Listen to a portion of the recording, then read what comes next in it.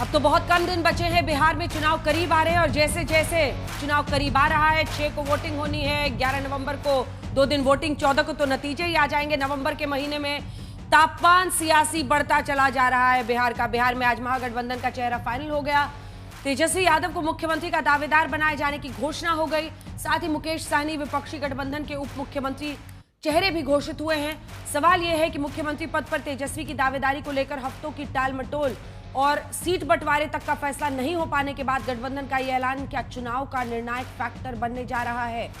तेजस्वी यादव पर सहमति की घोषणा के बाद महागठबंधन ने सबसे पहले यही सवाल किया है कि एनडीए का मुख्यमंत्री चेहरा कौन है। मैं आपको याद दिला दूं कि मेरे साथ इंटरव्यू में केंद्रीय गृह मंत्री अमित शाह ने सिर्फ ये कहा था कि नीतीश के नेतृत्व में चुनाव हो रहा है। वैसे नीतीश के सवाल पर एनडीए को घेर रहे महागठबंधन ने जब आज साझा घोषणा की तो पोस्टर में सिर्फ तेजस्वी यादव की तस्वीर थी। राहुल गांधी ने अभी अगर आप देखिए तो तेजस्वी यादव को सीएम दावेदार चुने जाने की बधाई या समर्थन सार्वजनिक तौर पर कहीं भी सोशल मीडिया पर नहीं दी है। उधर तेजस्वी की उम्मीदवारी के बाद लालू यादव राज के कथित जंगल राज पर बीजेपी का हमला बढ़ गया है। ऐसे में सवाल यह है कि महागठबंधन की ओर से तेजस्वी की सीएम उम्मीदवारी जरूरी है या मजबूरी है। क्या तेजस्वी यादव की सीएम उम्मीदवारी से महागठबंधन तेजस्वी हो गया? हल्ला बोल में आज इसी पर करेंगे चर्चा।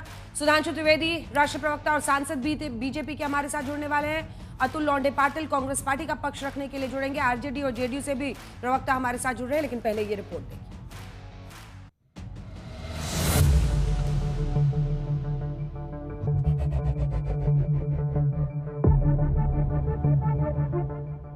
देर आए या दुरुस्त आए, ये सवाल इसलिए क्योंकि बिहार में महागठबंधन ने तेजस्वी यादव को मुख्यमंत्री चेहरा बनाने का ऐलान आखिरकार कर ही दिया, लेकिन सीट बंटवारे पर अटक गई बात के बाद।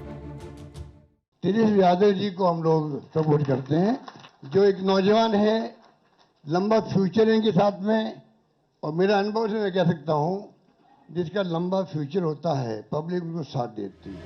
खैर, जब तेजस्वी बिहार के मुख्यमंत्री पद के विपक्षी दावेदार घोषित हो गए तो एनडीए के लिए जो पहला सवाल उछला वो था मुख्यमंत्री नीतीश कुमार के भविष्य को लेकर।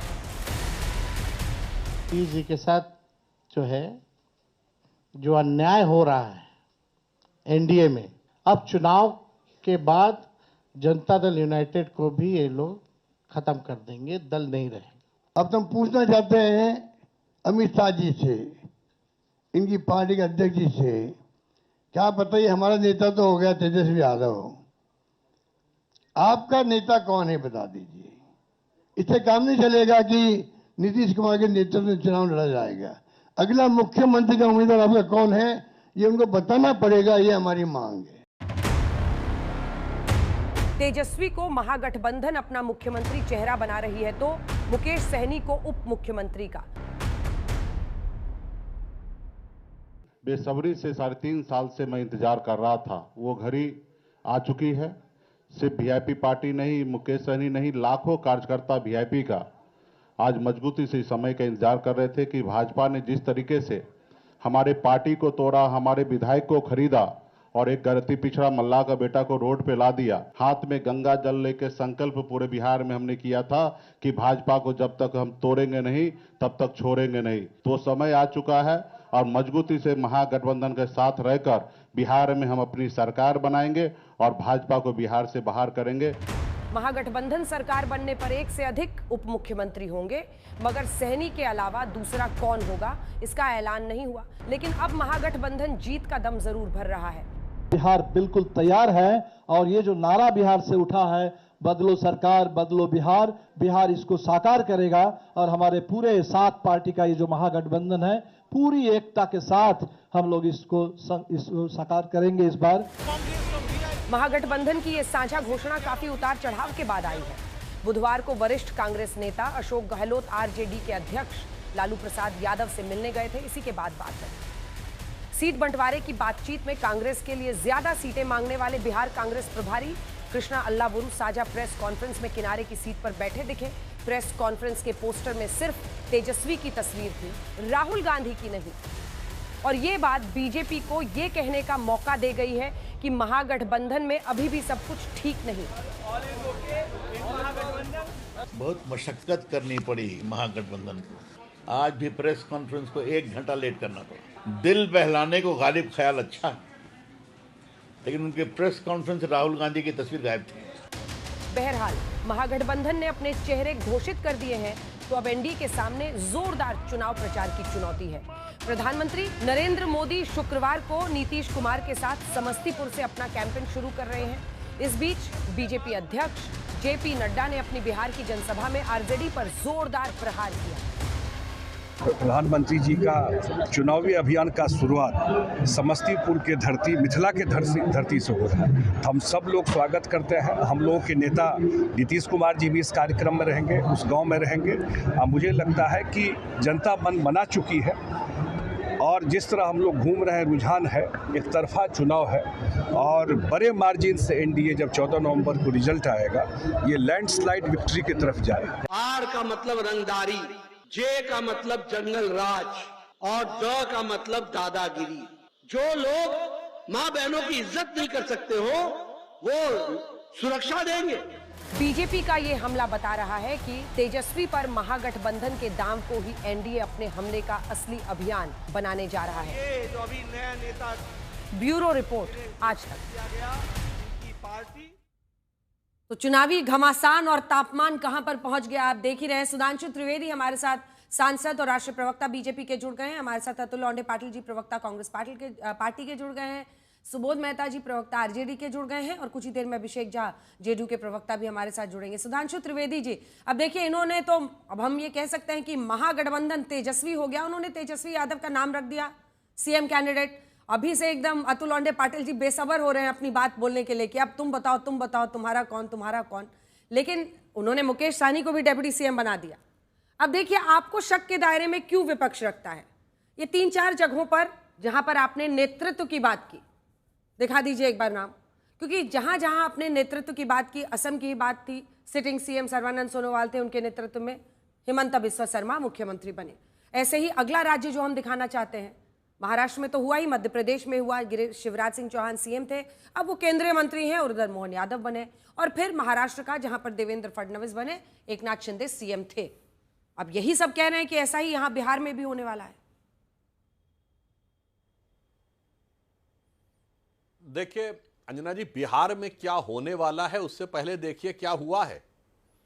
बड़ी महत्वपूर्ण बात यह है कि महागठबंधन के अंदर ही राजद की सरकार इस बात के लिए जानी जाती है कि वो दबंगई से लोगों को दबा लेती है। यहां पहली बार ऐसा हुआ कि उन्होंने अपनी दबंगई से कांग्रेस को मजबूर कर दिया कहने पे। और आज तक जब कोई नेता उभरता है तो वो ये नहीं कहता है कि मैं नेता हूं, जनता कहती है नेता है। एक कहावत होती है, बड़े बड़ाई ना करें, बड़े न बोले बोल, रहीमन हीरा कब कहे लाख टका मेरा मोल। मगर यहां पर तेजस्वी जी ने कहा मैं सीएम हूं। तेजस्वी जी छोड़िए, अरे बारात के सहवाला मुकेश सहनी जी ने कहा मैं डिप्टी सीएम हूं। और मजे की बात आप देखिए अंजना जी, किसके द्वारा बात कहलवाई गई? अशोक गहलोत जी को लाया गया है। और देखिए, जब वो बोल रहे थे कि युवा नेतृत्व है और जिनके पास लंबा भविष्य है वो बहुत कुछ कर सकते हैं, अपने राज्य में युवा नेतृत्व, सचिन पायलट जी लंबे भविष्य वाले के भविष्य में क्या पटकनी दे के आए हुए हैं। और देखिए कांग्रेस ने कितने मजे हुए खिलाड़ी को चुना इस बात का सेटलमेंट कराने के लिए कि भाई ये वो हैं अशोक गहलोत जी, कि चुनाव के बाद भी समर्थन देने वालों को भी कैसे निपटाते हैं। 6 बहुजन समाज पार्टी के विधायक अशोक गहलोत जी की सरकार को बिना शर्त समर्थन दे रहे थे, आधा दर्जन हाथी निकल गए। मतलब इनके अंदर जो सहयोगी दलों को निपटाने की चाहत है, तो जो एक एडवर्टीजमेंट आता था ना, जिंदगी के साथ भी जिंदगी के बाद भी, तो वो अशोक गहलोत जी उसको चरितार्थ करते चुनाव के साथ भी और चुनाव के बाद भी। बाद में भी क्या होगा, जैसे बिहार में हुआ था, मजलिस इत्तेहादुल मुसलमीन के 4 विधायक समर्थन दे रहे थे, वो कर लिया। मगर फिर भी मैं ये कहना चाहूंगा कि चाहे मजबूरी में किया और चाहे हंसी खुशी किया, जब भी चलिए इन्होंने किसी तरीके से गठबंधन का नेता घोषित किया और उसी को किया जिसने कहा था, उसी को किया जिसके लिए राहुल गांधी ने नहीं बोला था, संयुक्त प्रेस कॉन्फ्रेंस में नहीं बोला था। मगर फिर भी एक कहावत होती है हिंदी में, सांप निकल जाने के बाद लकीर पीटना। चुनाव घोषित हुए, हमारे इन लोगों की सीटें घोषित हो गई, फार्मूला बन नहीं पाया। अब लास्ट में लगा कि चलो इसी से हम कोई कवर अप कर दें। तो मैं सिर्फ एक बिंदु पे कहना चाहूंगा कि जो ये लोग कहते हैं उसके लिए कि भाई फितरतन तूने वादा किया और आदतन हमने एतबार किया। बड़ा गजब किया जो तेरी बात पे एतबार किया, उसके बाद ताकयामत बैठ के इंतजार किया। बिहार की जनता इनके वायदों और गठबंधन के इनके समीकरणों को भली भांति समझती है और जो कुछ भी जिस स्वरूप में हुआ है उसने इस अंतर विरोध को और बेहतर किया है। और यहां मैं एक और बात कहूंगा अंत में, इसका मतलब राहुल गांधी जी ने एक्सेप्ट कर लिया कि जो सो कॉल्ड नया नेतृत्व है उसके बस की किसी भी समस्या को, उलझे हुए मामले को सुलझाना नहीं है। अशोक गहलोत जी को ही बुलाना पड़ा, पुराने मजे हुए खिलाड़ियों को, जिन जिन को बाहर कर दिया है। अगर आज वो होते कांग्रेस में कभी तो हो सकता बहुत सी उलझने सुलझ जाती, मगर आज इनको आखिर में पुराने अपने एक नेता के द्वारा ही उस उलझन को सुलझाने के लिए बुलाना पड़ा। ठीक है, आज अशोक गहलोत पर ज्यादा बोले हैं सांसद जी, मैं उस पर आऊंगी, लेकिन अतुल लौंडे पाटिल साहब, अभी तक राहुल जी ने सार्वजनिक रूप से बधाई नहीं दी है तेजस्वी यादव को सीएम कैंडिडेट घोषित किया आप ही लोगों ने, लेकिन आप जितने खुश हो रहे हैं मुझे लगता है इतनी वजह है भी या नहीं, ये कांग्रेस पार्टी को चिंता करनी चाहिए। क्योंकि हम आपके सामने कुछ आंकड़े रखना चाहते हैं, जैसे हमने उनके सामने ग्राफिक्स के साथ सवाल पूछा तो तेजस्वी के आगे कांग्रेस नरम पड़ी, ये सवाल सीधा है। और वो इसलिए है क्योंकि वीआईपी जिसके डेप्यूटी सीएम डिक्लेयर किए गए मुकेश साहनी, 12 कैंडिडेट उनके उतर रहे हैं, आप 61 सीटों पर लड़ रहे हैं। उनके सांसद 0 हैं, आपके 3 हैं। उनके 4 विधायक पिछली बार चुने गए थे, जिसमें से 3 उनके चले गए और 1 नहीं रहे, और 19 विधायक आपके हैं। उनका डेप्यूटी सीएम आपको डिक्लेयर करना पड़ा, जिस पर आपकी पार्टी अड़ी हुई थी कि ऐसा कैसे करें। आप दूसरे नंबर से तीसरे नंबर पर पहुंच गए हैं, क्योंकि उधर सीएम इधर डेप्यूटी सीएम गारंटीड है, आपके लिए कुछ नहीं है। कितना कॉम्प्रोमाइज करिएगा हर जगह पर? देखिए, अभी सुधांशु जी के पार्टी के गले में सांप पड़ा हुआ है, तो बेचारे लाठी भी नहीं मार सकते, गले में पड़ा हुआ है, फन लेके सामने खड़ा है। क्योंकि यही नीति, यही सुधांशु जी की पार्टी है, जिसका ये बिहार का हैंडल है, ये ट्विटर हैंडल। ये कहता था इनके पास नीतीश जी आने के पहले आना चाहिए, इसलिए कि पहले नंबर पर जो है वो इन्होंने लाके रखा है बिहार को। तो कौन से चीजों में पहले नंबर पर लाके रखा है? तो अपराध में नंबर 1, कुशासन में नंबर 1, नकली शराब में नंबर 1, बलात्कार में नंबर 1, लूट में नंबर 1, हत्याओं में नंबर 1। ये जो है ये इनकी फितरत है। जब हमारे साथ हो तो आप एकदम डिटर्जेंट पाउडर से मशीन में डाल के धुल के आए हो, हमारे साथ नहीं हो तो आप भ्रष्टाचारी हो। ये जुमलेबाजी और ये झूठ और ये खबरें इस देश की जनता ने पहचान लिया है। अब ऐसा है कि एक शेर मैं भी बता दूं, जिंदगी भर यही गलती कर रहे गालिब, धूल चेहरे पे थी, आईना साफ कर रहे थे। इस तरह से आप जो है बार बार वही चीजों को दोहराते हैं। लेकिन महाराष्ट्र में केवल एकनाथ शिंदे से गद्दारी नहीं की या उनको धोखा नहीं दिया, जनता को भी दिया। लाड़की बहनों को धोखा दिया। 21 रुपए देने वाले थे, 1500 दे रहे। 50 लाख महिलाओं को बाहर निकालना है, 28 लाख महिलाओं को बाहर निकाले। उनको कह रहे कि आपको हम केवाईसी करेंगे, इनकम टैक्स आपकी इंक्वायरी करेगा, किसके घर में कितनी गाड़ी है वो देखेगा। 6000 रुपए देने वाले थे सोयाबीन का भाव, मेरे पास अभी वीडियो है नरेंद्र मोदी जी का। तो उन्होंने 6000 रुपए देने वाले थे, अब नहीं दिया। किसान सम्मान निधि जो है वो 12000 से 15000 करने वाले थे, अब तक नहीं किया। जमीन निगल ली है बारिश ने, बाढ़ ने, लेकिन ये खड़ा होने को तैयार नहीं है। दिवाली के पहले हम आपको मदद करेंगे कहा था। किसानों ने मेरे महाराष्ट्र में काली दिवाली मनाई है। पेपर लीक हो रहे हैं, रिक्रूटमेंट नहीं हो रहा है। सारे जो वायदे किए थे इन्होंने, एक भी वायदा जो है अंजना जी पूरा नहीं हुआ। तो जनता के सामने जिस तरह से अकाली दल का किस्सा है, एआईएडीएम का किस्सा है, शिवसेना बाला साहब ठाकरे के कंधे पे चढ़कर, शिवसेना के कंधे पे चढ़कर महाराष्ट्र में आए थे, कोई पूछता नहीं था। जैसा मौका मिला वैसा निगल लिया।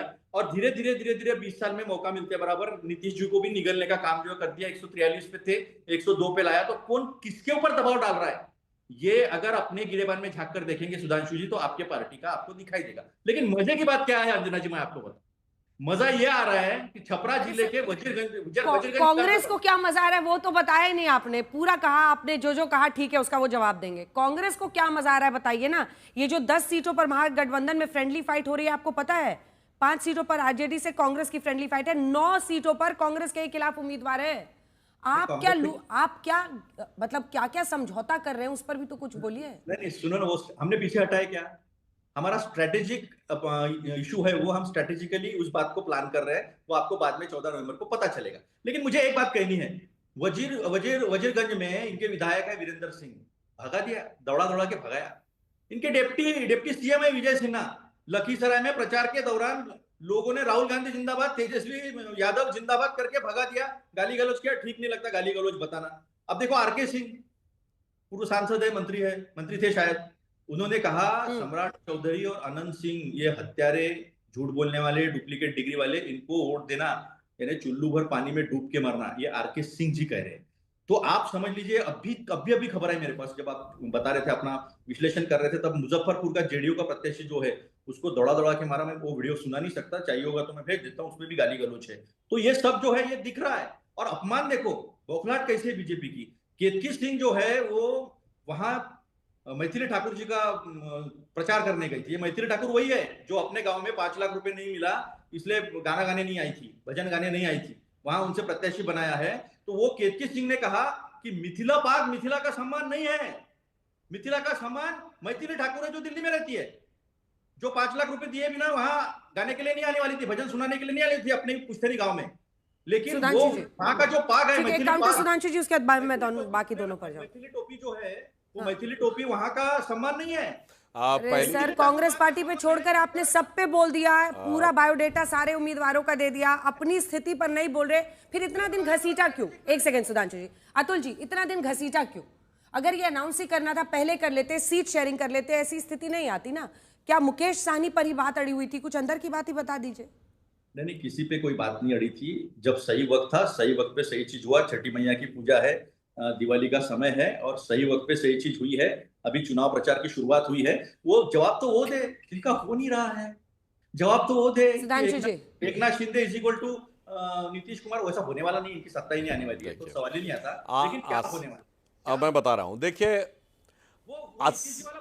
असली बात जो हुई है उसे अगर एक शब्द में कहा जाए तो आपके सारे दर्शक वो मशहूर चुटकुला जरूर सुने होंगे कि, मतलब मैं किसी के लिए व्यक्तिगत रूप से अपमानित करने के लिए नहीं कह रहा हूं, मशहूर चुटकुला था ना, 100 जूते खाओगे या 100 प्याज खाओगे। तो आखिर में उस व्यक्ति ने जूते और प्याज दोनों खा लिए। आज कमोबेश स्थिति वो है, अब बोले न बोले दिल की जो तकलीफ है वो उभर के सामने आ रही है। अरे नीतीश कुमार को लेकर दबाव बढ़ा कि नहीं बढ़ा? सुधांशु जी, गठबंधन की, सुधांशु जी, नीतीश कुमार के नाम के अनाउंसमेंट को लेकर दबाव बढ़ा कि नहीं बढ़ा? उन्होंने तेजस्वी यादव, मुकेश सहनी सब अनाउंस कर दिया। आपने, अब मैं बताना चाहता हूं, देखिए, जब आप सत्ता में नहीं होते हैं तब आपको घोषित करना पड़ता है, जब आप सत्ता में होते हैं तो यथावत रहता। हमने 2014 में प्रधानमंत्री मोदी जी को पीएम कैंडिडेट घोषित किया था। 1924 में वो सत्ता में थे तो कोई सेरेमनी थोड़ी हुई जैसे 2014 में 13 सितंबर 2013 को शाम को 6:30 बजे भाजपा कार्यालय में राष्ट्रीय वो हमारी पार्लियामेंट्री बोर्ड ने मीटिंग करके प्रेस में अनाउंस किया। 1924 में जरूरत नहीं तो नीतीश कुमार जी तो कंटिन्यू कर रहे हैं। मगर अतुल जी ने एक जो बात कही, इनको इनके गृह राज्य महाराष्ट्र की फांस बहुत फंसी हुई है साहब। वहां हमारा गठबंधन ऐसा था कि पहले देवेंद्र फडणवीस जी सीएम रहे थे, डिप्टी सीएम हो गए, कोई समस्या नहीं। उसके बाद एकनाथ शिंदे जी हो गए, कोई समस्या नहीं। वहां आप सीएम नहीं घोषित कर पाए थे, छोड़िए। अभी बृहन मुंबई म्युनिसिपल कॉर्पोरेशन में भी आप लोगों का सेटलमेंट नहीं हो पा रहा। खैर वो विषय छोड़िए, बिहार के ऊपर आते हैं। बिहार में आपके गठबंधन का एक और सदस्य था जो आप भूल गए, झारखंड मुक्ति मोर्चा, जिसने खंड खंड कर दिया।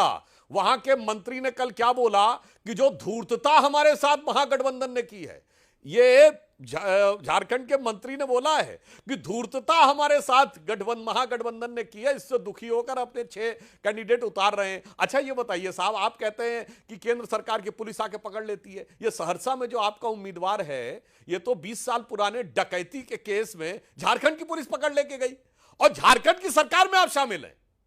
मतलब देखिए, अजब है ना गठबंधन, क्या गठबंधन है साहब। आप सरकार में शामिल हैं तो या तो ये मानिए कि बिल्कुल ईमानदारी से, चूंकि आपके यहां लोग अपराधी हैं तो कोई भी पुलिस हो उसको गिरफ्तार करेगी। और अगर आप ये मानते हैं किसी राज्य या केंद्र की पुलिस वैसे आती है, तो झारखंड में इतनी बड़ी बात सुनने के बाद, बिहार में आपके प्रत्याशी को गिरफ्तार करने के बाद आपके मुंह से नहीं निकल पा रहा था। इसीलिए मैंने बोला था कि प्याज और जूते दोनों खाने की स्थिति आज कांग्रेस की बन गई है, यह प्रत्यक्ष दिखाई पड़ रहा है। ठीक है, एक छोटा सा जवाब इसका दे दीजिए। अब आप उनका ईडी सीबीआई कोर्ट कर रहे हो, कह रहे हैं आपने झारखंड मुक्ति मोर्चा के साथ सरकार बनाई हुई झारखंड में, आपने पुलिस ही भेज दिया।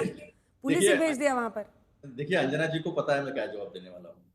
यानी ये फिर मैं कहूंगा प्याज और जूते में कहूंगा थूक के चाटने की आदत तो बीजेपी से बड़ी बढ़िया किसी और को आती नहीं है। आपने जिनके ऊपर आरोप किए वो सारे मंत्री मुख्यमंत्री बैठे हैं बेचारे, और जिन्होंने सालों साल काम किया वो तो दरिया दौड़ रहे हैं। और मैं आपको बताऊं क्या इनको डिक्लेयर किया था नरेंद्र मोदी जी को 240 सीट आने के बाद डिक्लेयर किया था। डर के मारे संसदीय दल का बैठक नहीं लिया उन्होंने। गलत प्रधानमंत्री है, संसदीय दल की बैठक लेके वहां से लेकर उसके बाद में एनडीए की मीटिंग होनी थी, डायरेक्ट एनडीए की मीटिंग बुलाई है। तो ये तो पहले इलीगल है, अनकॉन्स्टिट्यूशनल है। और हमारे यहाँ के मुख्यमंत्री जो है ना उनको चोमू बोलते हैं महाराष्ट्र में, चोर मुख्यमंत्री। सारे जगह से चोरी जो है ना सब पकड़ी गई है। आलंद में तो ये भी पकड़ा गया, एसआईटी के इंक्वायरी में आलंद में ये पकड़ा गया कि आपने 80 रुपया दिया उस ऑपरेटर को एक मत डिलीट करने के लिए। सारी चीजें जो है सामने आ रही है।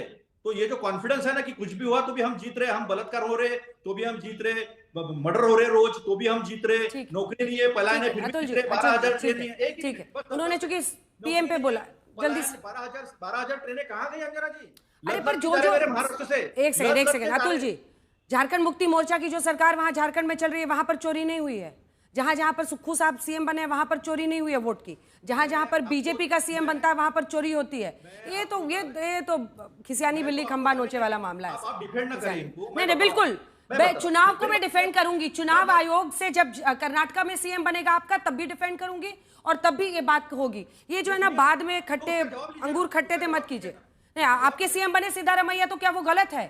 मैं डिफेंड करूंगी कि वो सही बने सीएम। उसका जवाब लीजिए ना थोड़ा। हाँ, सिद्धारमैया सही सीएम बने नहीं बने, आप बताइए। ऐसा है कि सही क्या गलत क्या, फिर ये तो प्रधानमंत्री नरेंद्र मोदी जी के ऊपर भी आ जाएगा। सिद्धारमैया बोलिए ना। आप जो नहीं, इस देश का चुनाव आयोग केंचुआ ये सबूत सामने रखने के बाद भी एक्शन नहीं लेता है। एक्शन नहीं लेता, सबूत के साथ सामने रखा है। सिद्धारमैया सही बने या नहीं बने? अरे तो आप इंक्वायरी कर लो ना। हम तो कहां बोल रहे नहीं, हमने जो रखे सामने रखो, फिर से चुनाव लो। पूरे देश का चुनाव उनके लिए तो आप चोर चोरी ये सब नहीं बोलेंगे ना। सुनिए ना, बिहार में एसआईआर किया और बिहार में 65 लाख लोग आपने बाहर निकाल दिए। इसका मतलब बिहार की जो सरकार थी या बिहार से चुन के आए सांसद वो सारे गलत है। फिर से ले लो आप चुनाव, फिर हटा दो बिहार के जितने भी आपके सांसद आए हैं। सुधांशु जी एक छोटा सा जवाब इसका, उसके बाद से मैं बाकी दोनों के पास जाऊंगा।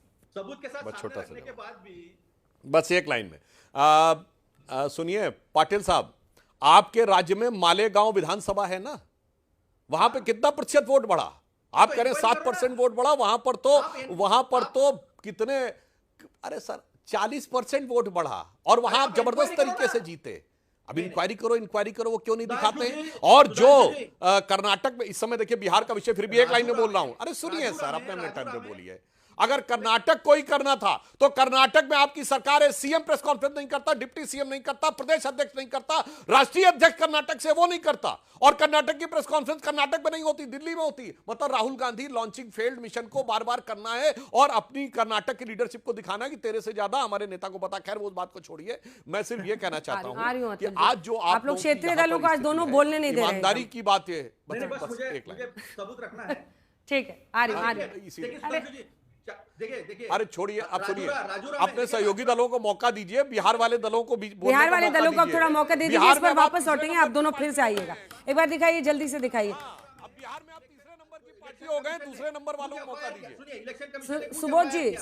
सुबोध जी, हम लोगों ने भी शो का नाम रखा है महागठबंधन तेजस्वी हो गया। अब सवाल यही है कि कहीं भी आरजेडी पीछे नहीं हट रही है और बीजेपी ने अपना जो चुनावी प्रचार है वो अग्रेसिव कर दिया है। वो आरजेडी तीनों से अलग अलग शब्द, और फिर से जनता को कह रहे हैं कि इनकी सरकार मत आने देना वरना गुंडागर्दी और करप्शन बढ़ जाएगा। देखिए अंजना जी, जो अभी सुधांशु जी कह रहे थे, और पूरी भारतीय जनता पार्टी प्रजातंत्र के प्रजातांत्रिकरण के खिलाफ ये लोग हैं। हमारा बिहार का जो कोलिजन है वो रेनबो कोलिजन है, 7 लोगों से मिलकर एक कोलिजन बना हुआ है, जो कि एकदम निचले सतह से लेके A to Z का जो कॉन्सेप्ट है तेजस्वी जी ने जो बोला है उसके आधार पे बना हुआ है।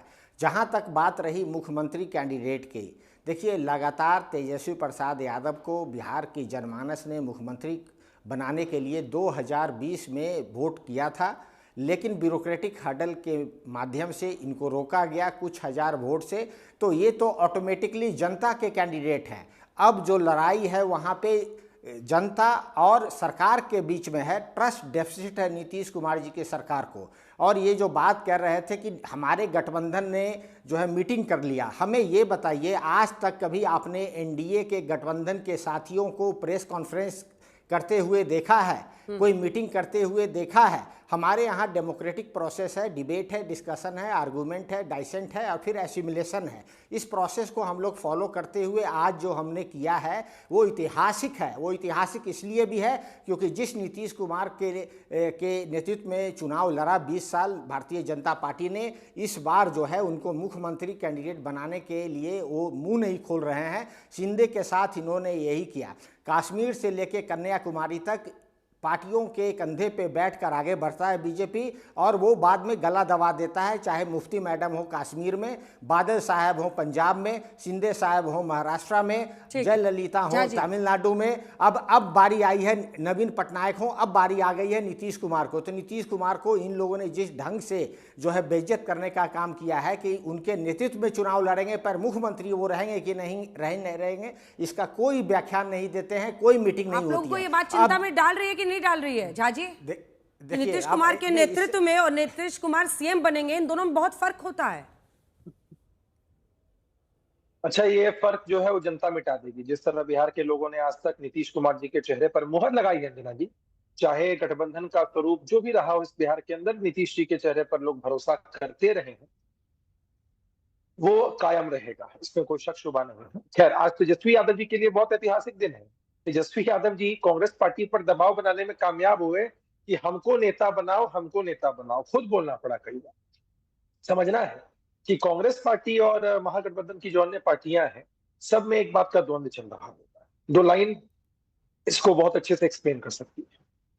सब सोच रहे होंगे कि ये जो तुमने अपने आप को बदला है, बहुत सारे बदलाव आपको दिख रहे हैं महागठबंधन के नेताओं के बयानों के अंदर, कि ये जो तुमने अपने आप को बदला है, ये बदला है या बदला है। अब इस बदले की भावना को हम समझ पा रहे हैं कि किस तरह से ये महागठबंधन के अंदर एक दूसरे को ही चोट पहुंचाएगा और ऐतिहासिक है महागठबंधन। किसने किससे बदला ले लिया? नहीं, ये तो आने वाला वक्त बताएगा कि बदला है कि बदला है, अपने आप को चेंज किया है कि रिवेंज लिया। इस चेंज और रिवेंज के खेल को आप बहुत अच्छे से देख पाएंगे। ऐतिहासिक है महागठबंधन। हमें तो लगता है कि तालियां बजनी चाहिए महागठबंधन के लिए कि किस बात का गठबंधन आप कर रहे हैं भाई। इतनी सीटों पर आप फ्रेंडली फाइट के नाम पर एक दूसरे के आमने सामने हैं। मतलब एक विधानसभा में तेजस्वी जाएंगे, कांग्रेस पार्टी को कोसेंगे, अगले विधानसभा जाएंगे, लेफ्ट पार्टियों को कोसेंगे, फिर अगले विधानसभा जाएंगे, सबकी तारीफ करेंगे। भाई कितना बदलाव लाएंगे? ये बदलाव लाएंगे, चेंज लाएंगे कि रिवेंज लेंगे? ये बात एकदम समझ से परे। और देखिए ना, इनकी इस हरकत की वजह से और जिस तरह से ये लोग आगे नीतियां बना रहे हैं, उससे सबसे ज्यादा फायदा हम ही लोगों को है कि भाई हमको डिक्लेयर नहीं करना। इतने पहले समय से लोग बताते आ रहे हैं कि नीतीश कुमार जी के नेतृत्व में हम चुनाव लड़ रहे हैं और मजबूती से जनता हमको समर्थन दे रही है, तो ये लोग एक दूसरे को वादा करते रहे।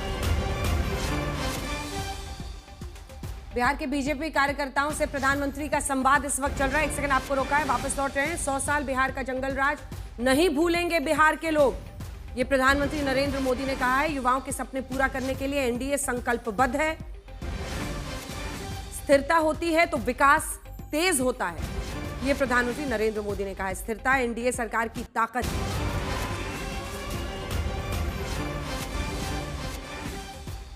बिहार के बीजेपी कार्यकर्ताओं से प्रधानमंत्री नरेंद्र मोदी का यह संवाद है। और कल आपको बता दें, प्रधानमंत्री का जो पूरा कार्यक्रम है उसके बारे में भी जानकारी आ गई है, क्योंकि प्रधानमंत्री नरेंद्र मोदी का बिहार कैंपेन कल से शुरू हो रहा है, जिसमें वो समस्तीपुर में पहली चुनावी रैली करेंगे और नीतीश कुमार रैली में मौजूद रहेंगे उनके साथ। रैली से पहले कर्पूरी ठाकुर को श्रद्धांजलि भी देंगे। जननायक कर्पूरी ठाकुर को राजनीति के जननायक जिन्हें कहा जाता है। बिहार की 36% आबादी, अति पिछड़ा कर्पूरी ठाकुर सबको स्वीकार है उनमें से, और इसलिए अगर आप देखिए तो जननायक कर्पूरी ठाकुर का अगर आप देखें तो बिहार की राजनीति में बहुत महत्व है। और हमेशा ये प्रश्न पूछा जाता है कि क्या वोट बैंक के चश्मे से उन्हें देखा गया हमेशा, क्योंकि जननायक कर्पूरी ठाकुर को आखिरकार मोदी सरकार में भारत रत्न मिला। इस पर अब जरा आ जाते हैं तुलौंडे पाटिल साहब, इस पर आ जाते हैं कि भारत रत्न उन्हें अब जाकर मिला है और वो भी मोदी सरकार ने दिया है। सवाल यही है ना कि पूरा जो सेकंड नंबर का ग्राफिक्स एक बार दिखा दीजिए, जिसमें हमने दिखाया है कि आपके पास अगर मुकेश सहनी को डिप्टी सीएम बनाया गया है तो उसकी भी वजह एक देखी जा रही है इसी वोट बैंक की पॉलिटिक्स में। क्योंकि अगर 14% आबादी वाला मुख्यमंत्री चेहरा है, जो कि तेजस्वी यादव है, 14% आबादी वाले, 18% मुस्लिम आबादी जो है वो कोर वोटर माना जाता है महागठबंधन का, 10% जो 22 उपजातियां वाली 10% है उसका मुख्यमंत्री चला मल्लाह, जो सन ऑफ मल्लाह भी अपने आप को बोलते हैं, उनको आपने मुकेश सहनी को बनाया है। कर्पूरी ठाकुर उनके सम्मान से भी जुड़ा हुआ जननायक है। और ये बोलते हैं बीजेपी वाले कि आप लोग जननायक क्यों बोलते हैं राहुल गांधी को? देखिए अंजना जी, अभी झा जी ने तो क्या है, अपना आईना सामने देखा नहीं तो चेहरा दिखाई देता। मेरा उनसे एक सवाल है, आपके सवाल का जवाब दूंगा मैं। मेरा उनसे एक सवाल है, क्या चिराग पासवान नीतीश कुमार जी का प्रचार करेंगे, जेडीयू का प्रचार करेंगे, या जेडीयू नीतीश कुमार का चिराग पासवान का प्रचार करेंगे? ये एक सवाल है। अभी रही कर्पूरी ठाकुर जी की और डॉक्टर बाबा साहब अम्बेडकर की बात, दोनों बातें। डॉक्टर बाबा साहब अम्बेडकर के संविधान के खिलाफ रामलीला मैदान में खड़े होकर उनके पुतले जलाने वाले, संविधान को जलाने वाले और तिरंगे को पैरों तले कुचलने वाले, उसी संविधान ने जो वोट का अधिकार दिया है, तो चुनावी नजर रखकर उन्हें भारत रत्न की बात करने वाले, उसी तरह कर्पूरी ठाकुर का भी है। कर्पूरी ठाकुर के विचार से इनको कोई लेना देना नहीं है। नहीं तो हरिओम वाल्मीकि से लेकर देश के चीफ जस्टिस से लेकर और अजीत अजू से लेकर केरला के, ये जो अन्याय अत्याचार जो है ना, ये स्पष्ट तरीके से जातिवाद किस तरह से भुना हुआ है आरएसएस में, वो स्पष्ट तरीके से दिखता है। तो ये आप कितना भी कहोगे आप कि इन्होंने कर्पूरी ठाकुर जी को भारत रत्न दिया है, तो इन्होंने अपनी जरूरत के लिए अपनी फिसड्डी जमीन जो है उसको दिया, नहीं तो 2014 में आते आते कर देना था। तो ये सारी जो बातें हैं ना, किसने किसकी सरकार गिराई थी, क्या किया था, ओबीसी रिजर्वेशन के वक्त किसने क्या भूमिका ली थी, ये सारा बिहार का जो बच्चा जो है ना जानता है। बच्चा आप बिहार से आते हो, बिहार के लोग राजनीति को बहुत अच्छे से समझते हैं। इन्होंने किस तरह के वायदे किए थे, किस तरह के क्या किया, ट्रेन क्यों दे रहे हैं, 12,000 ट्रेन की बात की थी मैंने, वो बात आपके सामने रख दी। 20 साल के इसमें सिर्फ 2700 ही फैक्ट्री आई है, और कहते हैं कि हमारे पास जमीन नहीं है इसलिए हम ला नहीं सकते, इंडस्ट्रीज हम ला नहीं सकते। ये तो खुद जो कबूलीनामा जो है वो उन्होंने खुद दिया है। 20 साल के सत्ता में पलायन हुआ है, 70,000 करोड़ का जो घपला हुआ है, जो कैग ने खुद निकाला है, उसकी चर्चा होती नहीं है। सबसे बड़ी दिक्कत यह है, नहीं तो 70,000 करोड़ का जो घोटाला महाराष्ट्र में बात हुई थी इरिगेशन की, तो रोज कम से कम 6-6 घंटा डिबेट होती थी। आज होती नहीं है। आज वो इनके साथ अलायंस में है और वो जो है उप मुख्यमंत्री बने हुए हैं। क्या अभी एकनाथ शिंदे जी के साथ लड़ने वाले हो क्या मुंबई मेट्रोपॉलिटन कॉर्पोरेशन? ठीक है, जवाब दीजिए सुधांशु जी। जिनको आप साथी लेते हैं, जिनके जरिए आप ऊपर पहुंचते हैं, उनके साथ वो कह रहे हैं आप वहां पर जब म्यूनिसिपल चुनाव होंगे बृहन मुंबई का, तो आप फिर लड़ेंगे क्या साथ में? और दूसरी तरफ वो सवाल बड़ा इंटरेस्टिंग था कि चिराग पासवान क्या जेडीयू के लिए प्रचार करेंगे नीतीश कुमार के लिए, और नीतीश जेडीयू के जो नेता हैं वो क्या प्रचार करेंगे नीतीश बाबू जहां पर चिराग के कैंडिडेट होंगे? देखिए, जो लोग सवाल पूछ रहे हैं, अभी राहुल गांधी जी तेजस्वी जी को सीएम कैंडिडेट के लिए ना करने के लिए तो उपस्थित थे, हाँ करने के लिए उपस्थित नहीं थे। आप जो सवाल पूछ रहे हैं, हमारे गठबंधन का नेतृत्व नीतीश कुमार जी बिहार में कर रहे हैं और केंद्र में नरेंद्र मोदी जी कर रहे हैं, और वो दोनों जगह प्रचार करने जा रहे हैं। और जहां तक अभी जननायक कर्पूरी ठाकुर जी की बात थी, उनको भारत रत्न दिया और आप कह रहे हैं कि अपनी सुविधा के लिए दिया और फलाने के लिए किया, तो मैं याद दिलाना चाहता हूं महोदय, बाबा साहब अंबेडकर को चुनावी धांधली के द्वारा हराने वाले नारायण कारजोलकर को इंदिरा जी की सरकार ने पद्म भूषण दिया, और बाबा साहब अंबेडकर को कोई पद्म अवार्ड नहीं दिया, वो जाके 1990 में मिला। अब अगर आप आए, आपको लगता है कि अपनी सुविधा और इसकी वजह से दिया, तो मैं पूछना चाहता हूं, हमने तो पीवी नरसिम्हा राव को भी दिया, इसमें कौन सी हमारी सुविधा थी? ये बताइए। प्रणब मुखर्जी जी को दिया, इसमें कौन सी हमारी सुविधा थी? मदन मोहन मालवीय, ये 3 आपकी पार्टी के अध्यक्ष रहे। इसके अलावा जो पद्म अवार्ड दिया है उसमें तरुण गोगोई को दिया है, एससी जमीर को दिया है, सरदार पटेल की सबसे ऊंची मूर्ति लगाई है। यह होती है ईमानदारी से राजनीतिक विरोध को किनारे रखकर सबको देना। और कांग्रेस की सरकार ने कांग्रेस के अपने नेताओं में गांधी परिवार के अलावा किसी को नहीं दिया। नेहरू जी को दिया, इंदिरा जी को दिया, राजीव जी को दिया, गायब। और नेहरू जी और इंदिरा जी ने तो अपनी सरकार को दिया। खैर अब आते हैं बिहार पे। आप कहते हैं कि बिहार में क्या किया, तो मैं बताना चाहता हूं हमारी सरकार जब आई तो बिहार की प्रति व्यक्ति आय 6,900 रुपए थी, अब 67,000 करोड़ रुपए है। बिहार का बजट 23,000 करोड़ था, 3,17,000 करोड़ है, जिसमें से आप तकरीबन 30 लाख बांटने का दावा कर चुके हैं। 3,17,000 करोड़ में से 30 लाख देखिए ना, बरौनी में जो जेडीयू के उम्मीदवार हैं, लोक जनशक्ति पार्टी रामविलास की तरफ से चिराग पासवान उनके लिए कर रहे हैं, वहां पर प्रचार कर रहे हैं। अरे देखिए अतुल जी, चिराग पासवान जेडीयू कैंडिडेट के लिए बरौनी, और अभी मतलब लगभग 31 मिनट पहले का ये लगता है मुझे ट्वीट है। मैं अपनी बात पूरी कर लूं। अच्छा पूरी कर लीजिए सुधांशु जी। आ रही हूँ अतुल जी। हाँ ठीक है सुधांशु जी। हाँ, मैं एक ही लाइन में कह देता हूं, आज जो घोषणा हुई है उससे महागठबंधन की स्थिति एक पंक्ति में कह देता हूं। राजद के कार्यकर्ताओं को तेजस्वी मिल गए, यानी उत्तेज आ गया, और कांग्रेस के कार्यकर्ता निस्तेज हो गए। तेजस्वी जी सीएम के उम्मीदवार हो गए और राहुल गांधी निस्तेज हो गए। पर उससे गठबंधन को तो ताकत मिलेगी ना, तेजस्वी का चेहरा अगर क्लियर कट अनाउंस है तो। सुधांशु जी इसीलिए तो मैंने आपसे बोला कि जिस गठबंधन में आप सीट ना तय कर पाए, का अपने कैंडिडेट ना तय कर पाए, कौन से कितनी सीट पे लड़ेगा वो ना तय कर पाए, मगर अपना नेतृत्व तय कर लिया, इसका मतलब बहुत साफ है, इस गठबंधन में नेतृत्व की लड़ाई है। सामंजस्य के लिए कोई स्थान नहीं है, और सेवा और सरकार के लिए कोई विचार नहीं है, कोई योजना नहीं है। झगड़ा इस बात का है कि जो भी टुकड़ा होगा उस टुकड़े पे कौन रहेगा, कौन नेतृत्व करेगा, उसकी लड़ाई है। ठीक है, और बात रिप्रेजेंटेशन की भी, आप उनकी बात का भी अतुल जी जवाब दीजिएगा। इसके बाद आ रही हूं मेहता जी, क्योंकि बिहार में अगर मुसलमान महागठबंधन को वोट देगा तो पद पाएगा, इस पर भी चर्चा बहुत हो रही है। और ये बात बार बार ओवैसी साहब बहुत उठा रहे हैं सीमांचल में, और सीमांचल में पिछली बार 5 सीटें उन्होंने जीती थी और नुकसान हुआ था आप लोगों को, उसको स्वीकारे ना स्वीकारे, 4 सांसद उनमें से चले गए थे आरजेडी में। क्योंकि बिहार में जो कुल आबादी है, यादव आबादी 14% है, ये देखिए, और वहां पे जब आप देखते हैं यादव मुस्लिम आबादी तो 18% है। ये 32% के साथ माना जाता है कि पहले महागठबंधन स्टार्ट करता था। आरजेडी से टिकट कितना मिला है? यादव टिकट 53, मुस्लिम कितने? 18। 2020 में महागठबंधन को वोट सीएसडीएस बताता है कि 83% यादवों ने दिया था, 76% मुस्लिम मतदाताओं ने दिया था, कुछ ओवैसी साहब ले गए थे। अब्दुल बारी सिद्दीकी को खाली स्टेज पर बिठा देने से मुस्लिम वोट बटेगा, मिल जाएगा या बट सकता है, ये भी आपको देखना होगा। नहीं, हम जनता के लिए लड़ रहे हैं, हम पॉलिसीज लेकर आ रहे हैं।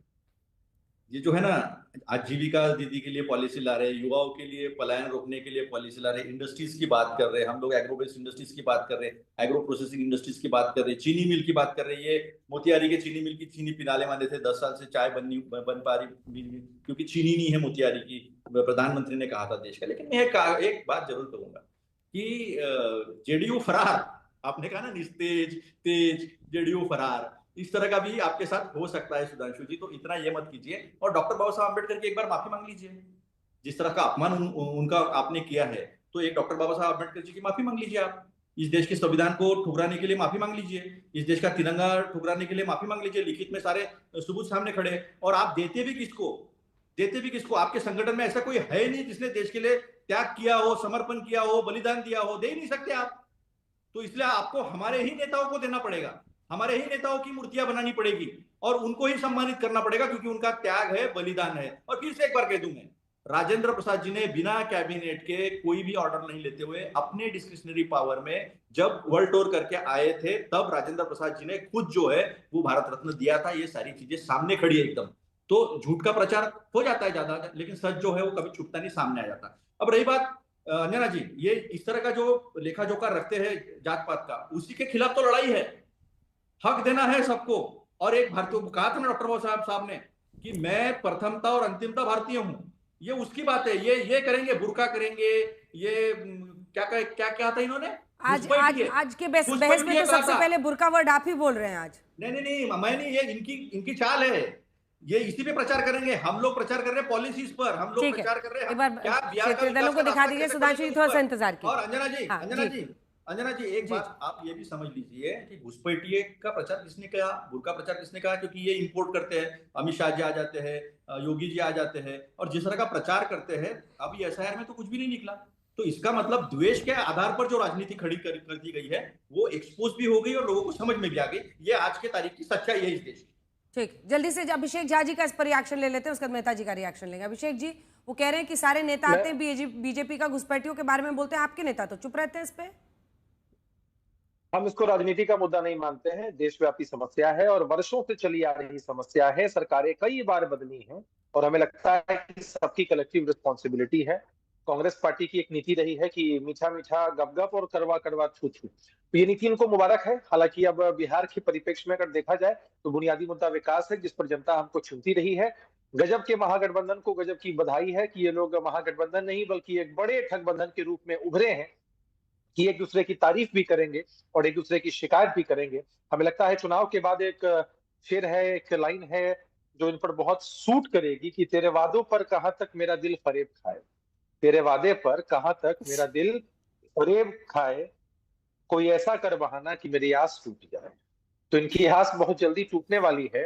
हमने पिछली बार भी इस तरह की शायरी करती है ना अभिषेक झा जी, मजा ही आ जाता है एकदम। राजनीति समझने का मजा ही आ जाता है। आप पर तो सब भरोसा करते हैं, आपका फरेब किसी को नहीं दिखता है। मतलब कमाल है आपकी पार्टी में, कुछ तो अमृत है। नीतीश सबके हैं, कुछ तो अमृत नीतीश सबके हैं, सबके हैं। ठीक है बोले, ठीक है बोले झा जी। हम जब कहते हैं कि नीतीश सबके हैं, जो ना हम लोग बिहार के पॉलिटिक्स में देखें, झा जी को शायर बनते देखे, नीतीश जी सबके हैं। सुबोध मेहता जी, अब अपनी बात कहिए, लेकिन ऑनर्स मतलब ये जो भी पॉलिटिक्स को समझता है, जानता है, वो आज आपसे पूछेगा ही कि साहनी को लेकर इतना जो प्रेम आपका जागा है, मुकेश साहनी को, कांग्रेस का आपने ये हाल बना दिया, क्यों किया ऐसा? क्या सोच? अरे भाई पिछली बार जीत कर आए थे ना, इतनी सीट जीत कर आए थे वो। देखिए, सबसे पहली तो ये है कि अभिषेक झा जी अभी जो बोल रहे थे कि देश व्यापक समस्या है पर जेडीयू कुछ नहीं बोलेगा, ये आश्चर्य की बात है। जहाँ तक बात रही, देखिए बिहार की राजनीति की, तो अभी दो मॉडल राजनीति चल रहा है। एक मॉडल है सर्विस मॉडल राजनीति जो राष्ट्रीय जनता दल कर रही है, संवाद और संघर्ष के माध्यम से पढ़ाई, दवाई, कमाई, सिंचाई, सुनवाई और कार्रवाई वाली सरकार डेवलपमेंटल पॉलिटिक्स की बात कर रहा है और अंत्योदय से लेकर सर्वोदय तक के प्रतीक तेजस्वी प्रसाद यादव जी बन गए हैं। ये पूरा जनमानस जान रहा है और इसी के नतीजा है कि जो हम लोग हर एक व्यक्ति को प्रतिनिधित्व दे रहे हैं और इसी का नतीजा है कि आज देखिए जिस तरीके से हमारा प्रेस कॉन्फ्रेंस हुआ। जहां तक बात रही भारतीय जनता पार्टी की और जेडीयू की, ये ऑफिस मॉडल राजनीति करते हैं। ऑफिस में बने रहने के लिए कुछ भी ये लोग करने को तैयार हैं। महाराष्ट्र से लेके मध्य प्रदेश, कर्नाटका, गोवा, हर जगह पे आप इनका क्लासिक एग्जांपल देख सकते हैं। ये सवाल भी कई लोग आज सोशल मीडिया पर लिख रहे हैं कि तेजस्वी यादव ने आज नीतीश कुमार पर हमला नहीं किया। तो जो झाजी बार बार पासा फेंकते हैं, नीतीश सबके हैं, कायम है क्या? वो आज भी यही बोल रहे थे, उन्होंने कहा है कि उनके साथ अन्याय हो रहा है। देखिए, नीतीश जी के साथ जो पॉलिटिकली अन्याय हो रहा है वो तो बात है, लेकिन गवर्नेंस की जब बात आती है, 20 साल की सरकार की बात आती है, इनको सर्विस मॉडल करना था पर ये ऑफिस मॉडल कर रहे हैं। पिछले 20 सालों में सुधांशु जी अभी बात कर रहे थे बजट का, लालू प्रसाद यादव जी ने 26,000 करोड़ पे बजट छोड़ा था। उस वक्त भारत का बजट 4.5 लाख करोड़ था। आज बिहार का बजट 3 लाख करोड़ है, भारत का बजट 50 लाख करोड़ है। तो इसी से कंपैरेटिव कर लीजिए, नीतीश कुमार जी का जो so called double digit growth था वो फ्लॉप है। इनकी जो फ्लैगशिप योजना है, जल जीवन हरियाली हो, कृषि रोड मैप हो या 7 निश्चय हो, तीनों धरातल पे इनका नहीं उतरा है। करप्शन चरम सीमा पे है। इनके मंत्री के यहाँ 200 और 300 करोड़ रुपया का यहाँ पे जो है कैश मिलता है। 75,000 करोड़ का जो है कैग का जो है इन्होंने यूटिलाइजेशन सर्टिफिकेट नहीं दिया है। टिस ने जो शेल्टर होम केस को जो निकाला था, सीबीआई का इंक्वायरी हुआ, उसका क्या हुआ? सृजन घोटाले का क्या हुआ? लगभग जो है 75 ऐसे घोटाले हैं जो हर एक डिपार्टमेंट में, सुधांशु जी सबकी बातों का जवाब दीजिए, हर चीज में लगे हुए हैं। तो सुधांशु जी की जो पार्टी है भारतीय जनता पार्टी, वहां पे सिर्फ क्लैपिंग करने के लिए है। इसके अलावा सुधांशु जी का सपना बहुत दूर तक नहीं दिख रहा है कि बिहार की जनमानस नरेंद्र मोदी जी को जान गई है। बिहार से ये वोट लेते हैं और कंपनी और फैक्ट्री जो है प्रोजेक्ट गुजरात में देते हैं। तो इस कारण से बिहार की सुधांशु जी जल्दी से देखिए, आज जो हुआ है बिहार में, इसे कहते हैं ना कुछ हद तक उल्टी गंगा बहना। आप उसको बिल्कुल साफ समझिए। छोटी पार्टी ने बड़ी को दबा दिया। कांग्रेस बड़ी पार्टी है, राजद ने उसको दबा दिया। तो वीआईपी राजद से छोटी पार्टी है, उसने राजद को दबा दिया। यानी यहां साफ दिख गया कि अपने अपनी राजनीतिक विवशता में बड़ी पार्टियों को छोटी पार्टी दबाने में कामयाब रही। बिहार और में दूसरी राजद बात बड़ी है। मैं आपसे यह कहना चाहता हूं महोदय कि जो आप बिहार, नहीं मैं वही कह रहा हूं, राजद ओवरऑल छोटी पार्टी है ना इंडी गठबंधन में। और अब अच्छा चलिए, अगर आप ये कहें तो राहुल गांधी तो बड़े नेता है ना, राहुल गांधी बड़े नेता हैं। तेजस्वी से कोई तेजस्वी बोल चुके हैं राहुल पीएम कैंडिडेट होने चाहिए, तो छुटका नेता ने बड़का को दबा दिया और उससे छुटका वाले ने उससे बड़का को दबा दिया, तो हर जगह छुटका बड़का पे भारी पड़ गया। तो इससे बहुत साफ स्पष्ट दिखाई पड़ जाता है कि ये गठबंधन के अंदर ही उल्टी गंगा ज्यादा बह रही है। और अगर हम विकास की बात करें और डेवलपमेंट की बात कहें तो मेहता साहब, पहले 11% थी पलायन की दर जब आपकी सरकार थी, आज वो 2% पे है पलायन की दर। जब आपकी सरकार थी तब 22% इलेक्ट्रिसिटी का कवर था बिहार में, आज 100% इलेक्ट्रिसिटी का कवर है।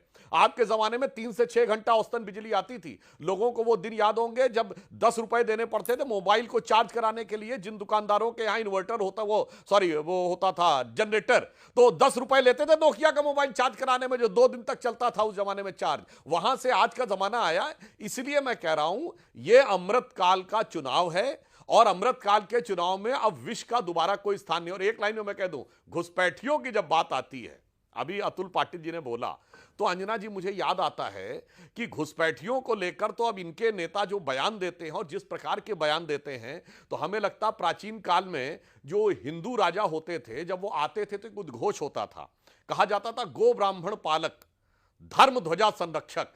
अब मुझे लगता आज जब इंडी के नेता आए तो ये होना चाहिए उद्घोष कि मुल्ला मौलवी प्रतिपालक, घुसपैठिया संरक्षक, सनातन धर्म विध्वंसक।